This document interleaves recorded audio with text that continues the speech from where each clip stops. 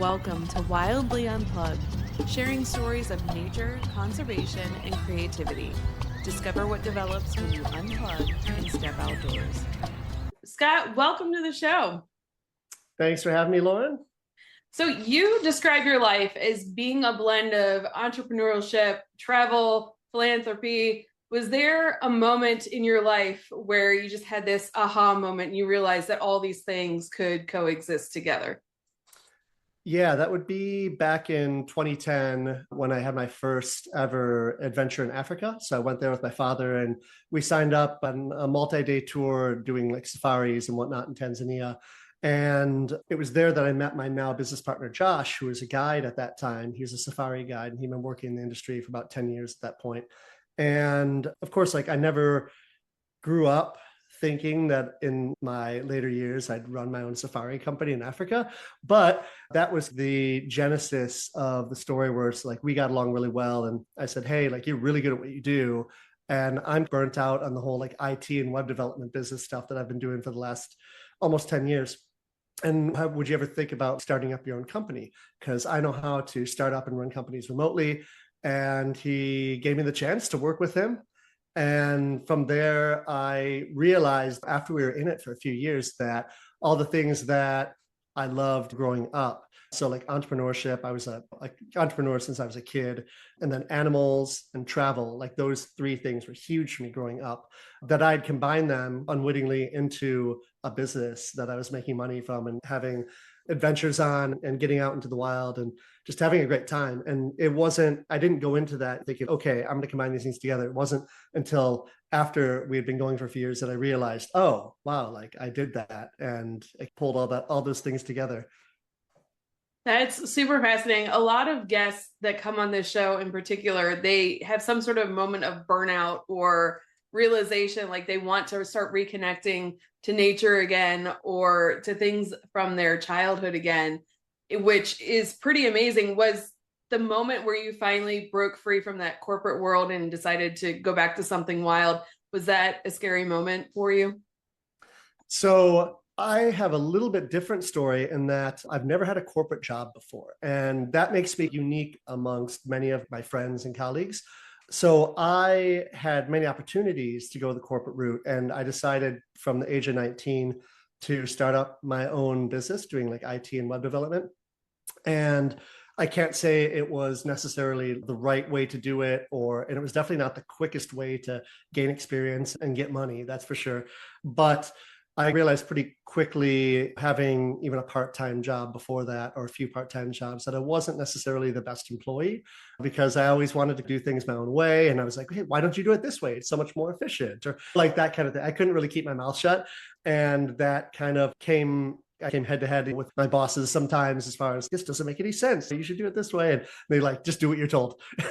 And I was never really just okay with that. And yeah, at the age of 19, started my first web development company, my first company, web development and IT. And I did that for about a decade. And the transition into safaris and adventure travel was, at first, I thought it was going to be easy. So this is where the tricky part comes in that you're asking. I thought, oh, I'll just ramp one down and then ramp this up. And it wasn't as easy as I thought, as far as like it took a lot more time to get into the business, learn how to do a completely different business I'd never done before, how to work with a partner, which I'd never done before, how to run a business in Africa and Tanzania, which I'd never done before. And so here I was thinking, oh, I've run this moderately successful business all this time, like I'll just like pivot. And it took years and years to get to that point. Meanwhile, I got pretty heavy into credit card debt, just surviving. And then I had to actually start up my web development company again in a different form for a few years to bridge the gap. And it really wasn't until, I would say, year 5 that I even had like an inkling that this might work out, and maybe like year 7 that I finally was like, okay, I'm all in. Let's do this. Let's finally roll down or like ramp down the IT web dev company and try again and get into the adventure space. And then, yeah, I would say like 2017 onward. So it was a long road. Yeah, it's taken me about 5 years in the art area to finally feel like I'm getting my groove. What kept you going? Because that for me, that feels like a long time. You've got even more time and money invested, it sounds like. So, like, how do you keep that positive attitude and keep going and knowing that you want it. What was going to be your end? Okay, I need to throw in the towel. I'm not really good at throwing in the towel. I'm tenacious. I believe in myself and what I'm doing. I don't always necessarily know how I'm going to get to that endpoint, whatever it is. For this particular endeavor that I've been doing now for 15 years, I guess it was a point where it's okay, I'm not just in charge of me anymore. It's not necessarily just a lifestyle business. Like I'm building something that could grow in the future, that could be passed down to my partner's children, or if I had children, to them. I'm responsible for my business partner's livelihood in a way, because what we're doing together, it feeds him and his family. He's got a wife and 3 kids. And at that point, I was just completely solo, and still I don't have a family. And so that was an extra kind of push maybe that I needed to take it more seriously and hunker down and do the boring, difficult work of building a company that, and hopefully in the future, can run more or less without you, and building a team and building systems and all that stuff, which I like. I don't necessarily love doing that. I would much rather talk to people and go to events and conferences and be out in the wild, checking out lions and giraffes and stuff like that. That's fun for me. And the amorphous creating and running a business is also fun. But like I've realized that there's a lot of things that I don't like to do. And then learning how to automate or delegate, hire and train and stuff like that was definitely tricky, having run like a lifestyle business for many years where it was just mostly me. And I looked out for myself. And if I didn't know something, I just learned it. Coming up to the point where it's like, I'm just one person and I have a finite amount of time, and accepting that and realizing, okay, if you want to grow, you can't just do it on your own anymore. You have to think bigger. Yeah. Now, and you've been to some pretty wild places and taken some wild routes. So I've seen on your website rickshaw races and sneaker themed road trips through South. Like the car was a sneaker kind of thing? Yeah, exactly. Yeah, my friend and I initially thought of it, and his girlfriend at the time, and then we roped in a few other friends. But basically, our idea. This was a few years after we had both separately driven from UK to Mongolia, or at least attempted to, for charity. We decided to do something similar, that we would plan out entirely ourselves, and we would drive from UK to Cape Town over the course of 3 or 4 months. And it's boring to just do it in Land Cruisers. So we got some 15-year-old Subarus that we picked up for $2,000 each. And then we covered them completely in canvas to make them look like a pair of Chuck Taylor sneakers, and complete with like shoelaces and a bow on top and everything. We called them the cars Righty and Lefty. And we shipped them over to the UK and then drove them all the way down to the Cape of Good Hope, South Africa, over the course of 4 months. The story of that could take multiple podcasts. I've timed like the overview story to about 3 or 4 hours. I've told it many times, but needless to say, not everything went correctly. There were like wars and bandits and love triangles and multiple injuries, funny enough, foot and leg related injuries, and countries wouldn't let us in, and there were embassy attacks, and it was pretty crazy. Have you written a book about all this? I've not written a book. I've talked about it to some people, even did the really light overview on some podcasts years ago. And I recorded myself a few months later talking about it to somebody, which is good. I can always go back to that in case my mind, as it gets older, kind of forgets some of the details. But no, not written a book yet. It was tricky because like some like of the juicy details would be about the people that I did it with, and they're all still alive and doing well. And I know I could use like aliases or something like that, but if I wanted to tell it, like I wanted to tell it truthfully through my eyes, and I didn't necessarily want to rustle any feathers and people mad at me. So that was like something, along with the fact that I just got busier and busier after that, trying to get the safari company going, that I realized like it would be cool to write that. Many people have asked me to, but it's not something that I can focus on right now, because I've still got this company I just told you about, and then multiple other companies in the fire. I did want to ask you a question about the other company in a second, but the sneakers in particular, was that for a cause or a fundraiser? Yeah, so we called it Team Subaru. because Subarus look like shoes, right? So Subaru. And we did it. We actually supported multiple charities. We helped construct 2 wells through Charity Water. We worked with Mercy Corps, which does a lot of amazing things around the world, on some projects in Ethiopia and Somaliland.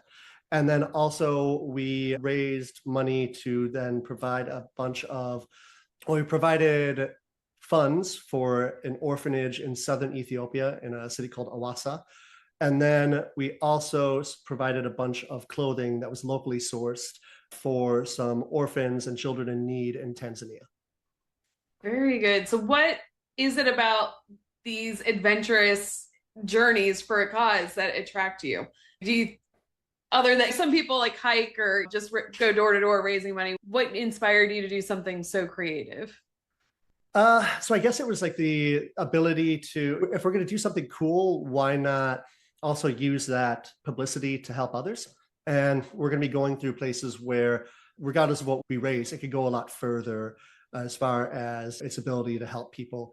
And also it's feel good. Like, it makes us feel good. It makes any of our supporters feel good. All the money that we raised, of course, went directly to those charities. We didn't use it for our own funds. We self-funded this whole thing with our own money. I think in the end, we calculated it at about $12,000 a piece. Wow. That we spent. And to be fair, like, in the end, it was kind of a wash because that's how much money we raised. So yes, technically we could have taken that money and just given it to the charities ourselves. But in the end, we got months and months of an amazing adventure out of it. And even the anticipation of it, because we started planning about 18 months ahead of time. And so that in itself was a whole journey of exploration and learning, as far as how do we get the car to the UK and what permits do we need? And we like, how do we get from this country to this country? And oh, this country isn't letting in Americans and stuff like that. So it was a whole like part-time job, even leading up to the trip itself. It sounds like it. I'm doing a fundraiser in Key West this weekend. We're registering our dog to do the run of the Chihuahuas. So they're all racing, and then there's like a costume contest and stuff. The proceeds go to the local SPCA. Nothing compared to what you did. Do you have any other creative fundraising adventures planned? Right now, so I've slowed down on my amazing adventures a little bit, as I've become a little bit more focused on building these companies up. But I'm happy to say I've got my first big adventure since before COVID, actually since January 2018. I'm raising money for a charity called Cool Earth that buys up parts of the Amazon rainforest in order to put them in a trust to prevent logging. And I am taking, for the 4th time, a tuk/auto rickshaw in India through Kashmir, in the mountains of the northwest India, down into the desert of Rajasthan, ending in Jaisalmer. I'm doing this in August. So in the beginning, it'll be nice and cool and maybe even cold, but I'm going down to the desert in August, which will definitely be a little bit rough. It'll take about 2.5 weeks or so. And yeah, really looking forward to it, because it's been years and years. I've just transitioned a lot of that time into other things that, especially during COVID, right? I couldn't really do a lot of things that I would normally do during that time. But yeah, I'm really excited to get back into it a little bit with this like little mini journey. It's not months and months on the road, but also, damn, I'm like running these companies now. And so it's not as easy to just be like, okay, I'm just going to not make money and not deal with my business for months on end. Yeah. When we travel, we have a rule that you cannot get anything that you can get at home. As far as if you're, I don't know, in New Orleans, you can't go to a McDonald's. You got to go to the cafe that has the, oh, what are they called? Beignets? Thank you. Yes. Beignets. Beignets. And things of that nature, and really soak up the local culture. You've got another company called Eat Japan. Can you say a little bit more about that? So Eat Japan's kind of a passion project that I've done since 2014, when I first took a group of friends over to Japan during the springtime to show them the country through my eyes. Nobody had been there before. And I think I took 8 or 9 friends with me, and we spent about a couple of weeks over there. And then I did it again in 2016. And then I realized, hey, there might be actually something here.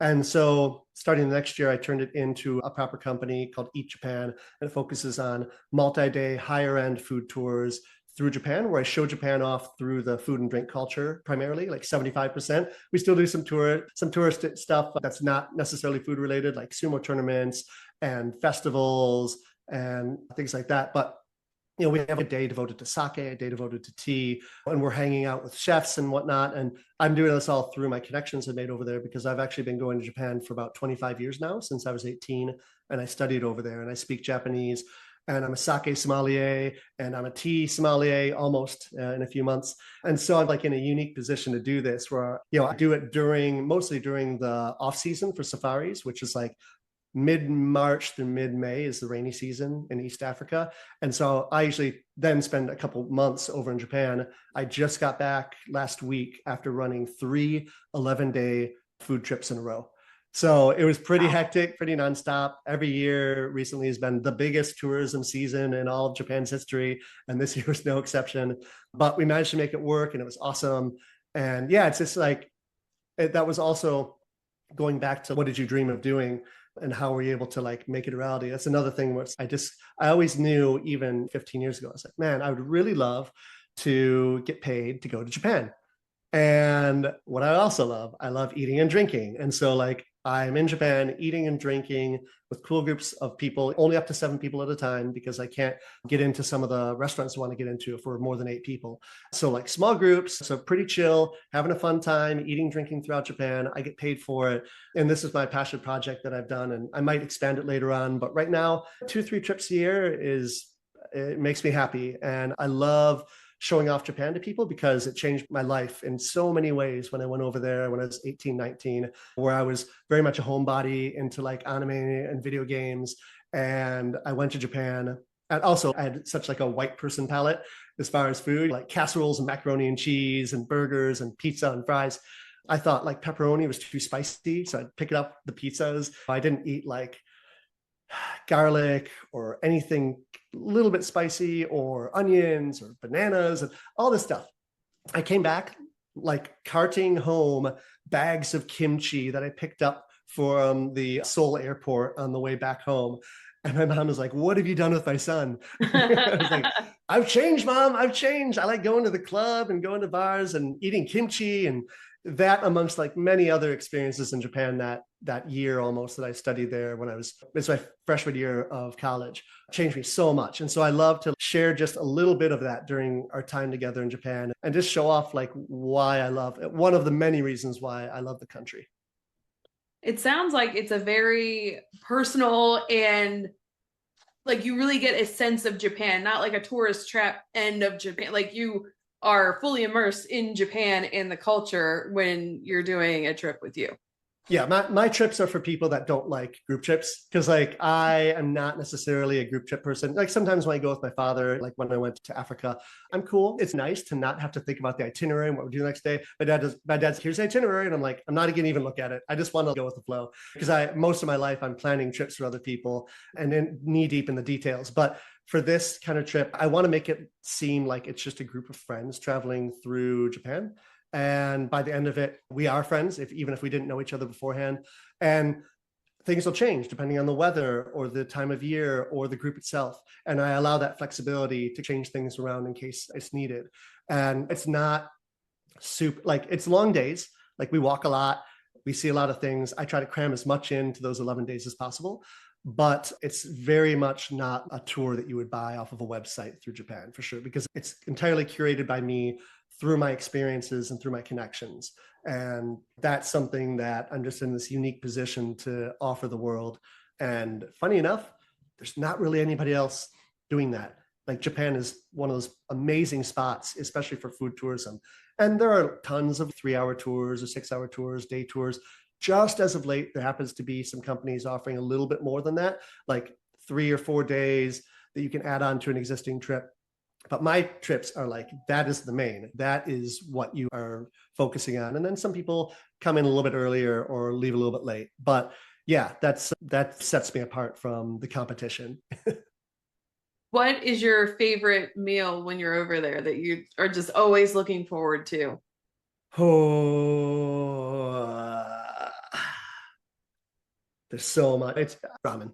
Ramen's easy, right? Like ramen is one of those things that you can get it so many places around the world now, as of the late aughts, when ramen started to boom, let's say in the US and then other places around the world. But you're going to be spending twice as much and get about half as much quality. There are some good spots on the coast as far as SF, LA, New York, and whatnot. And I've been to a lot of them, but regardless, even if the quality's up, you're still paying twice as much. So I love going over to Japan and getting that $10 total, including tax, and there is no tip in Japan, and having it just be way better than most of the stuff I'll ever get in the US or even in Singapore, Hong Kong, whatnot. The chain spots that have gone overseas, like Ichiran and Ippudo, I think they used to be decent, and now I'm just like, I'm a ramen snob. Like I've been doing this for many years. Hey, if you want to enjoy your ramen, not in Japan, more power to you. But I've just developed a taste for what I like, and it's really easy to get that in Japan. More sushi, I think everyone's sourcing sushi fish largely from the same place, like Toyosu Market in Tokyo. And so you can get great sushi. It's flash frozen on the boat when they catch it, right? So whether you're getting it in Japan or the US, it just means, okay, maybe it's been frozen a little bit longer, but not super long. You're going to pay twice as much for it, maybe in the US for the good spots, the omakase spots, but the quality is going to be very similar. Experience may not be, but the quality is going to be very similar. But yeah, for the ramen, it's like half as much quality for twice as much money is how I think about it, eating like ramen in the US. Now, on your website, you say that you don't get homesick. And I've been traveling a lot in the past year, and I feel like I'm the same way where I don't get homesick. I just enjoy where I am in the moment. And I know home's waiting for me. And it's gotten to the point where I have some creature comforts that I always bring with me, like a travel blanket and certain things. So it feels like I got a little travel home with me. Do you have anything like that, or anything that helps you out that makes you feel like you are at home wherever you are? Besides like the tech stuff that I happen to take around with me whenever I travel, I would say there's a really nice pillow. Like I'm a pillow snob as well. A lot of the hotel or like Airbnb pillows suck. And then you like wake up and you got like a crick in your neck, and that's awful. So I tend to bring a pillow it seems like it's only available in Japan, called Mogu, M-O-G-U. And I got it on Amazon. It was like $12. And I'll strap that to outside of my backpack, and I'll take that with me when I go spots, whether it's in the US or Japan. I've actually got one in Japan. I've got one in Tanzania. I've got one in the US. So like I've got them everywhere just to kind of take with me. And it's just like a donut pillow with a hole in the middle. And so it fits your neck, and right here, you can lay on it and have your head in the middle, or you can, if you want your head lower, or if you want your head higher, you can put it on the end. So like that pillow is really nice. I've really enjoyed that over the last few years. Also, I like not to sponsor it, but my Owala water bottle. I love like not having a straw you have to like put up and down, and you can like, chug from it, or you can sip through right here, and it's like a straw. And I don't know, like when I saw that, I was actually at TravelCon, which is for travel creators, a couple of years ago, and I won this. And I was like, what? This is amazing. And so I've been a big fan. I've been like proselytizing the Owala water bottles ever since then, even though I do not have an affiliate deal with them yet. Does the bottom disconnect too? No, so this is like a little add-on that I got, which it's like rubber, and just so you like when you put it down, it's not like bam, it just kind of cushions it. But the straw comes out. I like bought a metal straw insert for it, and everything comes apart for like cleaning. And yeah, I love, most of the time, like I'm sipping from it, but sometimes like you really need to crush that thirst. So yeah, it's a pretty color too. Yeah, they've got a lot of fun colors, and some of the like limited edition stuff like that. Like this one, I didn't have a chance like to pick the color. That's just what I got, but I'm happy with it. It's some of the best things are what you get at an expo. I was at a diving expo, and I won a spider pocket knife, and I had it for 7 years, and I carry it with me every day to this day. But so my son, his favorite animal is the elephant. And I keep telling him when he graduates from high school, we need to go to Africa. He needs to see elephants there. He is terrified of the thought of Africa because in school they were talking about all the different diseases and stuff you can get. Do you have suggestions for people to help calm their mind? Because I bet Africa is just absolutely amazing and stunning. Oh yeah, and a lot of people that come over to Africa with us, it's their first time. I would say like 4 out of 5 people, easy. So it's really on us to make that experience an amazing one. And we feel that very strongly, that it's our job to do that. And so people ask about 2 things in particular. One is safety, and then 2 is immunizations. So for immunizations, it depends on where you're going in Africa. It also depends on your on yourself and what you want to do. So where we're at for most of the time when we're in Tanzania, we're not in malarial endemic areas because like in the Serengeti, we're at about a mile of elevation up. So that means less bugs throughout most of the year and less mosquitoes. And mosquitoes that are there, by and large, are not malarial endemic. So that means that they're not carrying malaria. If you go to the coast, there are some. If you go to the lower lying areas, there are some. What I tell people is that consult with your travel medical professional. However, many of those travel medical professionals have not been to Africa, and they hear Africa and they're like, malaria and this and that and whatnot. So you have to look at it as more than just the continent. You have to see not only what country am I going to, but like where am I going in that country. But I also say, hey, if you don't want to risk it, that's cool too. Have the malarial meds. There are side effects. It makes you have crazy vivid dreams and whatnot, and some other side effects depending on who you are. But some people, like, that's fine. They'd rather have a 0% chance of getting malaria. Besides malarial prophylactics, everything else is very just optional. There's not anything like yellow fever in Tanzania, where we're based and where we operate a lot of our trips from. So you don't need that.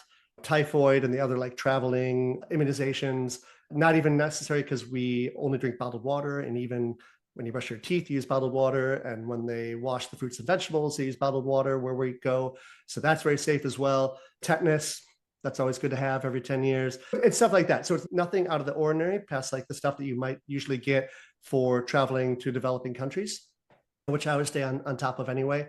Hep A, Hep B, that kind of thing. But nobody on our trips has ever gotten sick. Nobody has ever gotten malaria. And I say sick beyond like a temporary stomach issue or something like that, which could happen to all of us when we travel.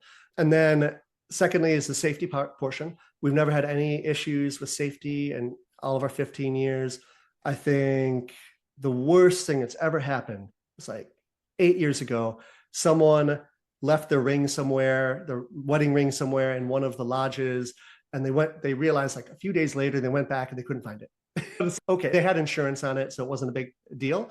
But like crimes in general, like when you go over there, like it's a huge difference in how much like the locals make versus what you make. And so the only things I've ever heard about were crimes of opportunity, where it's okay, like someone drops some money and they go back and they don't find it. It's not like Japan where you're always, people run up to you, oh, you dropped your wallet or your phone or something like that. Most places aren't like Japan. And so we've never had anything beyond that. And even that, it's only been 2-3 times in 15 years we've ever heard anything like that. And it's usually not even when they're with us, it's when they go off on their own and they're in Zanzibar on their own, let's say, and they leave something and it disappears because they forgot about it, and that's it, which is pretty common a lot of places in the world, even in the US, right? You leave your wallet and someone takes it, and it's unfortunate, but it happens. It's funny that you say that about Japan. I just saw a video this morning on Facebook, and this guy dropped his sweater in Japan, and he was like recreating it, and he goes back to look for it, and it's on the curb, and somebody folded it for him and left it there, just like showing how polite they are over there. Yeah, they'll take like clothing items like a dropped hat or gloves or something like that, and they'll put it up somewhere high along the sidewalk so that someone, when they try to find it, they'll be able to see it easier. They'll put on like a bush or something like that. Yeah, that's cool. Now, if somebody wanted to book a trip with you to go to Africa, what can they expect during their travels? An amazing time. All the animals that you see in The Lion King, with the exception of maybe Timon, meerkat, because there's no meerkats in Eastern Africa. It's more of a Southern Africa kind of thing. People are like, oh, when's the best time to see the animals, or what animals are we going to see? And I just say, the animals are always there. Rain or shine, the animals are going to be there. You're always going to see animals. You're always going to get really close to them. You don't need binoculars to see them. Like sometimes they just walk right next to the car, elephants and lions and stuff like that. Which I should also mention for the safety portion. No, we've never had any issues with animals, even when you're staying in the lodges in the middle of the Serengeti. You'll hear them and you may see them. They don't see humans as competition, and they don't see humans as prey. So we've never had any issue with animals either. Yeah, that doesn't mean that you can just disregard what we say about proper safety and whatnot. Don't go around at night by yourself outside of your tent and just walk around and stuff like that. But yeah, it's very safe and we haven't had any issues. But yeah, I would say a lot of animals. The weather's generally great all year round because it's right near the equator. So you're talking cool nights and mornings. And then evenings in low 30s Celsius or high 80s, low 90s Fahrenheit, not too humid, more dry heat. And yeah, it's a trip of a lifetime. I've realized that this is like on the bucket list of many people's to go to Africa on a safari. And I'm so happy, and we're happy, my partner and I, like that we're able to provide this amazing experience for people. It's custom and private. Generally, I say, okay, how many people, what time of year, how many days? Okay, this is what I recommend. If you want to change it up, then feel free to do. I've been doing this for a long time, and my partner even longer, another 10 years on top. We had a good idea of what works best given like the time of year and the group size and the number of days. Very good. What has been your favorite wild encounter while you were in Africa? So I would say, and this has happened a few times since, it's not common by any means. We had people that kind of, I don't know if they jokingly or half jokingly ask for it, but when it first happened in 2017 and a cheetah jumped on top of our vehicle. Wow. And the vehicle it's a Land Cruiser, and windows open, top popped up so you can stand on it and kind of look around 360. And two cheetahs, they were brothers, jumped on top. And I had no idea this is, nobody did. Maybe one of the guides had an inkling, but they jumped up and everyone's, and people like jumped down and see. One girl was like on the ground, and I was getting footage. And then one of them was on top of the pop-up roof. Another one was in front, and I saw it like look down at me, and I had the camera. I was like, and it wasn't until after, because this is my first experience ever, very memorable, but it wasn't until afterward that I learned a little bit more that the cheetahs do that just to be up high, because they're up high looking for both predators and prey. And so you'll often see them even in the savannah on top of a rock or something like that, so they can get a good view. They are not aggressive. Now, if a lion or a leopard did this, you'd definitely want to do something to make it not happen. But cheetahs are very docile in that way.